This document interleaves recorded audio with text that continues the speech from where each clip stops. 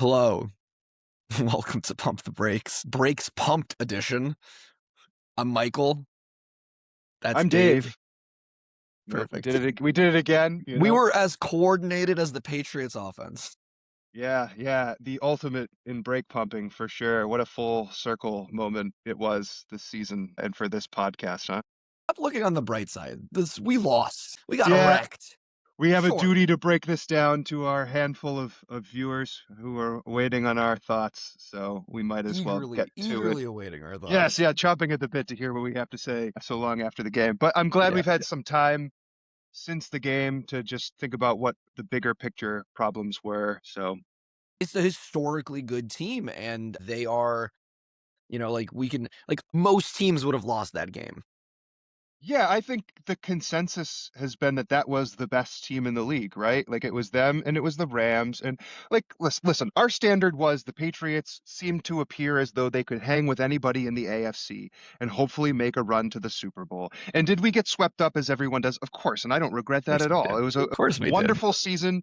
It was incredibly fun. I loved that team and I wanted to believe in them. And I found ways to do it against my better nature. But that was a great team they played. We talked about their like sixth all time in DVOA. They would have beaten pretty much anyone who came out of the No. AFC, I think. No, listen, we hit a hard ceiling. Yeah, no, I know. That said, it was a thorough ass kicking in this Yeah. game, like a thorough Yeah. ass kicking. Yeah. And it is in a lot of ways a full circle moment because I think it brings us back down to earth about like how much work there is to do and how much further this team has to come after just 1 year under Mike Vrabel. Yeah. I mean, but like clearly they're capable of greatness, right? Like we've seen the potential now, right? We felt something. We felt I something. We agree. won't settle for less. Hopefully they don't settle for less, which is a conversation for another day heading into the off season. But you just compare the two rosters. I mean, there look at the homegrown talent in Seattle. You got beat by the X's and O's, and you got beat by the Jimmies and Joes, the guys on the roster. And so it was a thorough ass kicking, and it really starts with the offense, I think, because that's where they just couldn't get anything going. Until like the third quarter for like a minute. Until the Seahawks said, go ahead and get a bunch of yards because you're going to lose this game. You've already lost it. That's when they Right. started getting yards. Was garbage time. It was garbage time. The first touchdown was not yet garbage time. Wasn't until they threw an interception after scoring that No, first after that it was touchdown. all garbage time. I'm talking about that one drive. That's what I said. For 1 minute, we Yeah, showed life. it felt like there was a chance. I agree. So the way I guess I thought about breaking this down was just some like general offensive thoughts, and then like what were the biggest issues in order, I guess, is Okay. the way I thought about it. So Yeah, it's like let's do it. generally offensively, like we talked about, they ran into a buzzsaw and they weren't ready for it. And everything that you've sort of gotten away with this season was exposed against that top tier outfit. And it was kind of exposed the entire month, right? In the Yeah. postseason. I mean, these defenses clamped down on your strengths and they exploited your weaknesses. And this was the one that was able to do enough offensively and defensively to make you pay for it. It felt like Seattle did everything defensively we previewed they would do. They pressured with four, they played well against the run with a light box, they disguised their coverages on the back end. I mean, they eliminated Booty with the cover two half of it was clamped down the whole game. They were changing their man versus zone looks pre-post snap, which confused me. They strategically used third and long blitzes in this game, a lot of Devin Witherspoon defensive back blitzes. So it was everything we were sort of expecting. And the problem was you didn't win a single matchup on offense. There wasn't a No, we know single they did matchup not. that you won. So I think it was also a full circle moment for this podcast because remember when we started recording, one of the central themes was like, when are these defenses, and we've said it before, when are these defenses going to stop playing single high safety, start clamping down on the deep passing game, start inviting this Patriots team to run the ball, force Drake May and company to go on these long extended 80+ yard drives, death by 1,000 cuts. And once we got to the playoffs, we started seeing the good defenses do that. And this is where it really paid off for the opponent. They weren't able to beat that kind of No.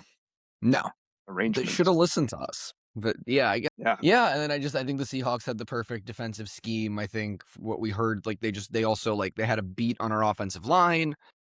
And I mean, the lights were really bright. I mean, this kid's 23, but you couldn't trust, but not being able to trust your offensive line, not having time to throw. I think, everything that came together got rattled. Yeah, it was a confluence of circumstances, just as you described it. You got matched, you got outmatched from a talent perspective and an execution perspective downfield a lot of the times. Your pass protection disintegrated, and then the quarterback just collapsed under those conditions. Yeah, yeah, they took away the one thing we had, which did, yeah. A Drake May centric offense when Drake May was out of control basically in this game, unfortunately. So to me, the number one thing to start with, the biggest issue in this game of all the issues was the offensive line play. Without 100%. without a 100%. You got your ass kicked on the line of scrimmage all night long across the board. They got their asses kicked. Seattle defense had a 53% pressure rate. We talked about how 40 is sort of the line of like what you can reasonably survive. 53% pressure rate, and they only blitzed 13% of the time. Jesus Christ. They beat Yeah, you four, there beat we your go. offensive Okay. line 4 on 5, like four Yeah, on five, and they pod's smoked your over. offensive line. Honestly. Pod over. Like, done. Done. Game And explained. when they blitzed, there was no answer for it too. So they have 6 sacks and 2 fumbles, I think, in this game. It was, I mean, they tore through your offensive line. Moses was awful. Might have been his worst game of the year. Wilson got his ass kicked a couple times. And I mean, listen, the elephant in the room, or the T-Rex in the room, I guess, is Will Campbell played arguably the worst game a tackle's ever played in the history of the Super Bowl. I'm not going to take a victory lap on it because I don't feel good about being right in this instance. And you can listen to people who are more qualified than you and I who claim that he can be salvaged. I'm not going to go on a rant about it. I think it's From what I insane, understand, the organization is putting a decent amount of blame on him coming back off an injury. which is And fine. also, like, and yeah, it's fine, but come on. It's fine, but I would posit that this is not injury related. I'm sorry. I think that's an excuse because what they're really doing is they're protecting their investment. They're protecting a young kid they like who, while he says he doesn't care what the media thinks, ducked the media after that game, and Clearly. I Of think they're course. protecting him because of the kind of personality he has as well. They're pot committed for at least another year to him being at left tackle. And we kind of assumed that might be the approach they take. This is a Vrabel loves this guy, and they're going to go to the hilt to defend him. Now, looking forward, I think it's insane to be locked into that to where you wouldn't even think about addressing left tackle if the opportunity to improve arose. I'm sure they would. I don't know if say San Francisco, and this we could get into at a later time about like the roster outlook, but if San Francisco cut Trent Williams, I'm not confident the Patriots would go after him and think about moving Will Campbell. Objectively, you'd be getting Drake May, a Hall of Fame left tackle. And I don't think they do it because of the money and because they're invested, they're pot committed because of the Right. decisions they've made to this guy at left tackle, which I think is crazy and to their detriment, but it is what it is. There's no point in arguing it because they've made it clear Will Campbell is the left tackle for at least another year. Yeah. But we talked about it before this game. Those issues, I believe they existed in college. I believe they existed in the draft. I believe they existed at times against teams like Cleveland, Atlanta. We saw issues where Will Campbell has these are the way he plays. He's got poor leverage. He stands straight up. Guys beat him with power, speed to power. They get their hands on him immediately. They stand him up. They turn him Yeah. perpendicular to the line of scrimmage. They blow right by him. He's lunging at guys, speed guys. He lunges forward. They run right by him. So there's a bunch of issues. Like I said, people smarter than us can say that they can fix them up. Good. I hope they do because clearly the team is pot committed. But I'm Yeah. skeptical, and this only serves to increase my skepticism. He gave up what is it, 29 pressures in 4 games in this postseason run, which is the most in the next gen stats era. Like I'm not supposed to be like have a massive red flag about that. I'm just supposed to say, oh well, you think he's the first tackle to play with a sprained MCL in 60 Super Bowl games? Right. I Yeah. just No, I he don't. wasn't. He wasn't very good. And if the MCL's a problem, put fucking Badarian Lowe in the game again. Yeah. Like, what are Should you? put If he's Vidarian, not yeah. ready to go, then he shouldn't be out there. And Yeah. I said I wouldn't rant about him, but I can't help I myself know, because we live for the rant, Dave. well, Live he's for the the rant. number 4 pick in the draft, guys. Like, I get protecting him, but let's call a spade a spade. We're not blind. Anyone who watched that game could see that he sucked. Like, it wasn't. Yeah. I don't know. No, he He wasn't just very didn't good. play well. So what else? Tell us what else sucked. I mean, also just I mentioned the B gap blitzes with like the defensive backs. I think in a second guess might be that they trusted their offensive linemen, and particularly their two left side young offensive linemen, way too much. Maybe they could have done more to protect them, but I don't know that leaving Hunter Henry in to block in this game would have made all the difference in the world. You probably still would have gotten your ass kicked. It was Yeah. just a huge mismatch from a talent perspective up front. But to me, that was where everything broke down for Drake May didn't stand a chance because the offensive line was Swiss cheese, and so It was we were just it that's was where it just starts. it was a rookie season Drake May game. Yeah, it was. Yeah. I mean, and it's a natural segue to the second biggest issue was the quarterback play. This was his worst game as a professional. I mean, he was sped up by the pressure. His mechanics fell apart. He was inaccurate. He was staring at the rush. He was indecisive. He was also impatient at times as well. Yeah. The wide receivers at times were not uncovering downfield quick enough. He's holding onto the ball. He was missing receivers both with accuracy and with vision, not seeing open receivers. Yeah. Um, and like I said before or after the AFC Championship game, like I don't know that he's ever able to reconcile that balance between protecting the ball after Houston and being himself anymore in these playoffs. He played tight, and I don't know if he was himself in that sense, that he was It too protective, too did tentative. not did not feel that way. You didn't think so? You thought he played really No, I'm saying loose? he didn't feel like himself for sure. Well, yeah, no, I agree. Like Drake May at his best, he's letting it rip. He's trusting what he sees. He's making plays. This was the opposite. This was This was a bad one. paralysis by analysis. He didn't see a lot of guys that were open short. So like the idea, take the short profit, take your check down. I think he just missed a lot of them. He fell apart. He did fall apart. There were guys open downfield at times too. Hollins was open at times. Douglas, he missed Hooper on a big potential play who was open on the left sideline. And so it wasn't good enough. And then Drake May with his legs was going to have to be an X factor in this game too. And Seattle did an incredible job with their gap integrity, in my opinion, of stifling the quarterback run. Because when Drake May is at his best running, it's not off tackle, right? It's not around the edges. It's up A gap and B gap in a broken play where he runs up the middle of the offensive line and goes through the middle of the defense. That's where Drake May likes to run on a broken play most. And they really squeezed those gaps and didn't allow for space for him on a broken passing play to break free and run in a way that he was comfortable with, which I thought was a really big part of their ability to shut him down. But it was classic young quarterback getting sped up, right? Mentally, the rush is making him speed up all of his processes and all of his decision making. But on the back end, the coverage is preventing him in a way from actually doing anything. And so while everything's sped up here, like the physical manifestation of it is actually slowed down. And you can see it watching the game. You can tell when the wheels are turning with a young quarterback and it's just out of rhythm and it's slow.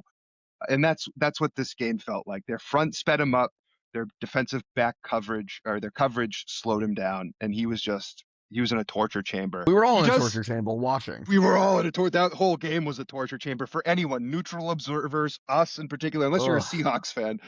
Yeah, You kind know, of a shitty game. also a rare like 9-0 game that feels like 30-0 just because of the way Yeah. that the team's getting outplayed. You could tell they weren't coming back. Right. And part of the issue with the rush too is on Drake May. He's got to be better specifically about like inviting front side pressure. So like from the right side, right tackle area instead of his blind side, the left tackle. Like when you see that shit coming, you got to make a decision. You got to get rid of the ball. You got to do something. A part of it too was when everything is falling apart, I think he stopped trusting his reads, right? He stopped trusting that the guy he was targeting was going to be where they were supposed to be. And he was so flummoxed that there was the mic'd up of, I think it was Julian Love, the safety for Seattle, who's just like, yeah, he gets to the top of his drop. He's got a hitch and then he's verifying. And like they knew they could jump on him because he's being indecisive. He's got to double check and verify that the guy he's throwing to is open because he's so rattled and he just wasn't loose. And that's the story of Drake May's first Super Bowl, in my opinion. That's the story of Drake May's first Super Bowl. All right, who else can we shit on the offense? The third and final thing is just the play calling. I think, Yes. the play calling was uninspiring, but I don't blame it. That's why it's third, because, when the offensive line plays like that and the quarterback is so discombobulated, what else can the offensive Right. coordinator really do, right? There are a few things that I think they could have done better. One is they just pussyfooted around on offense the entire first 3 quarters of the game. They coached scared on offense. They did it all postseason, right? They played to let the opponent lose. At Yeah. some point, you got to play to win the effing game, man. Like in They did, those and then it started to work. it did start to work, and then they turned the ball over, and that's why it's like, how much could the offensive coordinator really made a huge difference? I mean, some of these things like play action and the screen game have not been a part of their offense for various reasons all year. And May is not seeing his checkdowns in these games. Like the idea that he could do what Brady used to do against a defense like this and just dink and dunk down the field, he wasn't playing well enough to do it. He wasn't seeing the field well enough to do it. So I don't No. know that it was going to happen with the way that he and the line were playing. To me, I liked what you had going. That first drive was really promising until he dropped back to pass and got sacked on like third down. But they had a mix of like run and pass with Stevenson, and they totally abandoned it. And I get like you're not going to win that game just running, running, running, running against Seattle, but they could have done more, I think, with the backs, both in the passing game and in the running game. That's one of the things I would criticize. Maybe you could have used more tempo as well. Get the quarterback playing in a rhythm. They did it later again when Seattle was sort of playing off and letting them have what they want, which is kind of why it was able to happen. But a little bit more tempo, keep the defense on their heels a little bit more, make them think twice. You know, you let them dictate the terms in this game, and there was just no overcoming that, in my opinion. And then there was just like there were some calls which I think come down from Vrabel about whether or not to go for it and stuff. There's 4th and 1 from the 41-yard line, your own 41-yard line. You're down 12-0, and you punt. You're putting your defense back out onto the field. 4th and 1 from the 41, and you haven't scored. The defense hasn't gotten any turnovers. Like, go for it. It's 4th and 1 in the Super Bowl. You punt down 12-0. I hated that. There were a couple of like series of events that I thought were microcosms of this game. One was 12-0, you fumble the ball. It happened after Seattle showed man. They followed Diggs in motion. Then they played zone. The offensive line got beat. Drake May was confused by the change in coverage, and they forced a fumble. And to me, that was indicative of the old classic Josh McDaniels trick of like, not just his, but he relied on it heavily in the Brady years, was like, oh, we'll send Amendola in motion as a man zone indicator. We've talked about it. Guy follows its man, defense shifts and guy doesn't follow its zone. These defenses now, especially this sort of the Mike McDonald, Jesse Minter, too high safety, suffocation defenses, like they're rewriting the man zone indicator rules. Like it's no longer scheme that can just beat them. You have to have the talent to outmatch them. You can't just rely on, oh, they looked this way and so we're going to be able to play them that way. They're too talented. They're too diverse in their coverage schemes now. So that to me is something they got to figure out going forward. Is like it's not enough to just be able to use motion and use formations. Like you actually have to increase the talent level if you're going to beat a defense like this. The other sort of series of events that I really think encapsulated the entire game was you score your first touchdown. It's 19-6, I believe. First, Yeah. that's a clear go for two moment to make it a Yeah, what the fuck was that? That I made no it's sense. I think part of it might have Fear. been you fear, right? So like Fear. exactly. It was, wow, we finally got some positive momentum. I'd hate to run a 2-point play here and have it be a disaster. And then like, all that shit we just did is clouded by the fact that we fucked up. But there was no benefit to going for one. 19-7 is a 12-point game. I know. No, it 19 to was 6 is 13. It's like it's still a two touchdown game, whether you get that kick or not.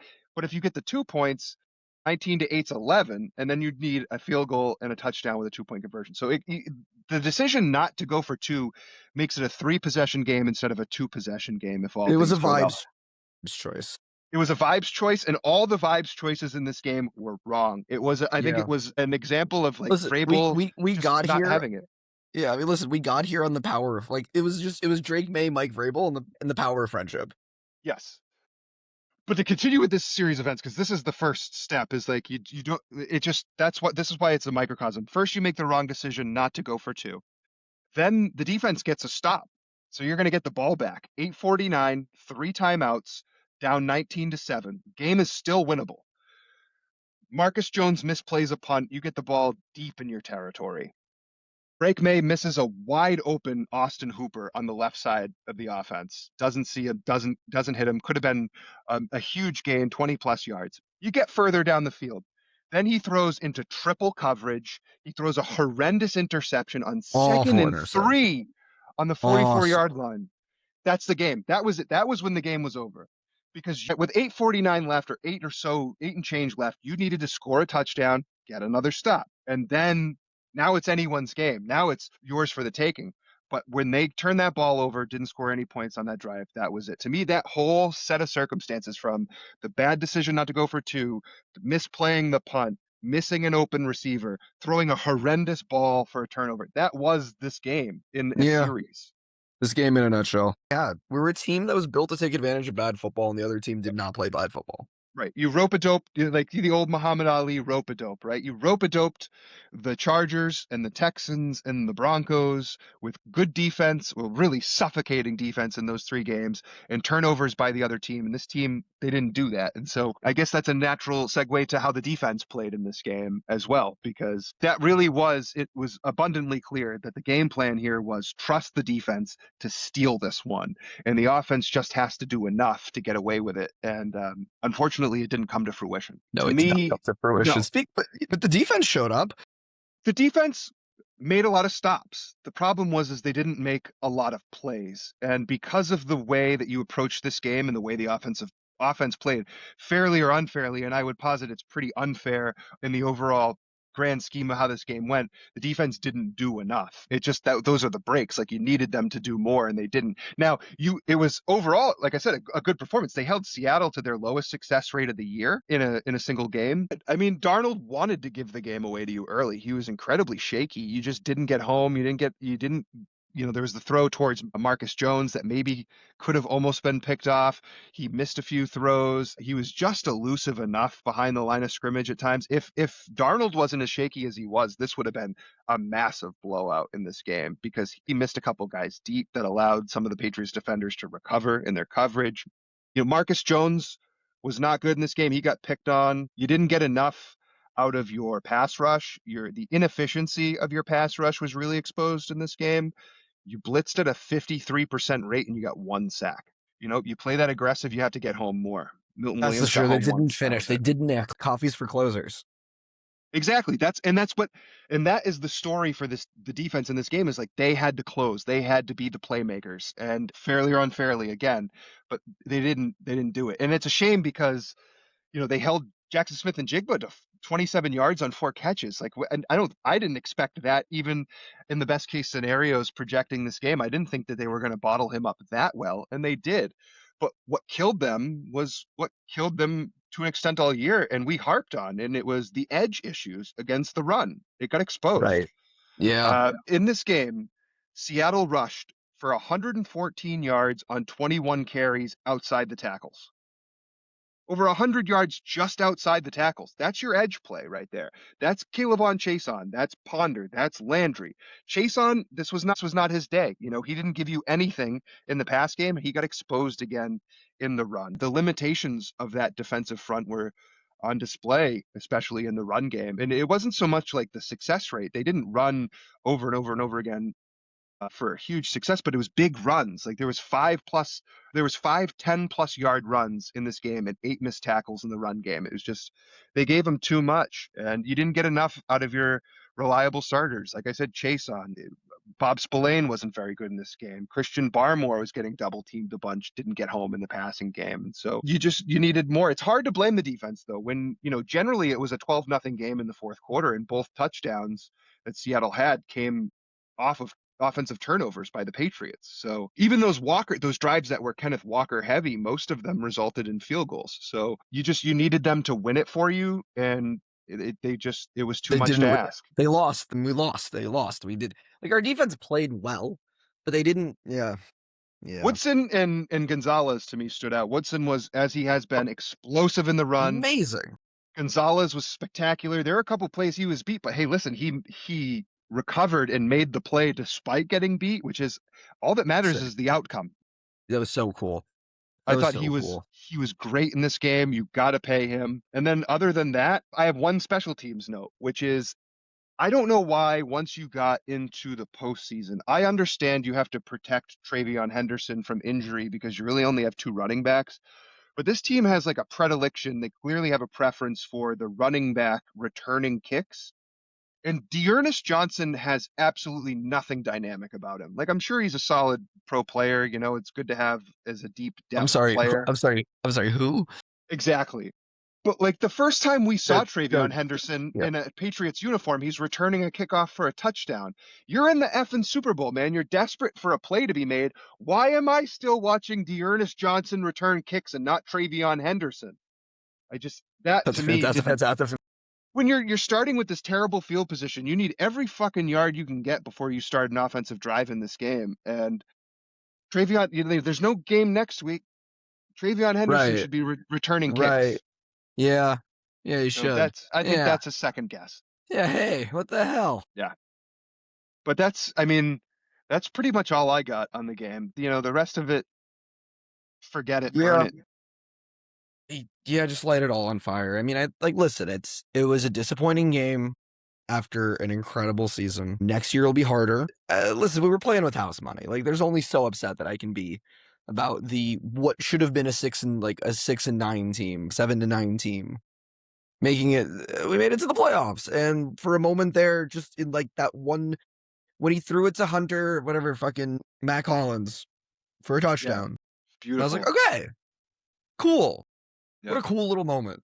Yeah. Hollins was good in this game too. That was it. That was I'm all a I big needed. Mac I Hollins got fan. it. I got a cool catch in a Super Bowl. I had a moment of hope in the Super Bowl. I'll take it. Yeah. Yeah, no, I agree with you. It'll always live as a missed opportunity because that's just the nature of the beast, right? You had the chance, you didn't capitalize. You'll always have that. But exactly as you said, man, there is an element of house money here. This is a really bad team coming off of two straight 4-win seasons. They parlayed an admittedly weak schedule. It's objectively weak. I don't even have to admit it. It's objectively weak. They did what they Super had to weak. do. Yeah, they got the job done week in and week out, and they won tough, hard-nosed playoff football games. It doesn't matter how pretty it is. The only reason it mattered how pretty it was to extrapolate how they might play against Seattle. And guess what? It mattered against Seattle how they looked against those teams. True, but it doesn't change reality. It wasn't going to change who they were going to be in the Super Bowl because they played the way they did. It's just who they were. And so you have to hope that they continue to build off the young players. They now have a huge hole on offense that is, as of recording this now, Stephon Diggs is no longer with the Patriots. There's a lot of work to be done, Yeah, I but mean, but I think we're in the mix for AJ Brown, and we might. we'll see. But yeah, I mean, the future is bright. I'm looking forward to the draft. I'm getting into Yeah. the draft heavy. A brilliant fuck the Jets moment here because this is post combine, Yes, and please. NFL Network captured Jets head coach Aaron Glenn, the head of Sleeping, Guantanamo Bay, napping. sleeping. Well, and not just sleeping during the combine, sleeping while David Bailey from Texas Tech, an edge defender, who is in discussion in theory to be the number 2 overall pick, is about to run his 40-yard dash. Not just sleeping on the job in a fairly important moment. Like, listen, the combine, you don't need to be alive What's for all of it. You can what's review it, keeping but Aaron Glenn up at night that he can't stay awake at the comp? I know what's keeping Brees Hall up at night. It's that he's stuck on Guantanamo Bay for another year with the New York Jets. So Aaron Glenn, coach so good he's so good he can coach in his sleep. yeah, yeah. Oh man, so that was hilarious. I had to bring that up. Fair enough. Anyway, fuck the Jets. What a season. Drake, mate, keep your chin up. Long Yeah, career ahead of you. future's bright. Go Pats. Go Pats. Car broke Brakes down. hard Well, you pumped. know what? Emergency brake.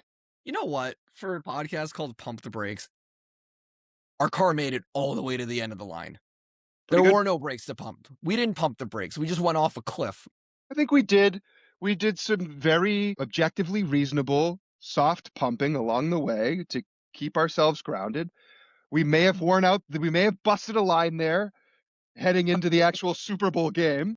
I want to intercut footage of you going like this with the scissors. There was that time, but that was metaphorical. It was we have broken a certain ceiling. We're We now in weren't another echelon. wrong. No, We we weren't. made it to the Super Bowl. You were most right, frankly. So credit to you. You saw it Yeah. first. And Professional on that optimist. note, On that note, goodbye, viewers. Peace.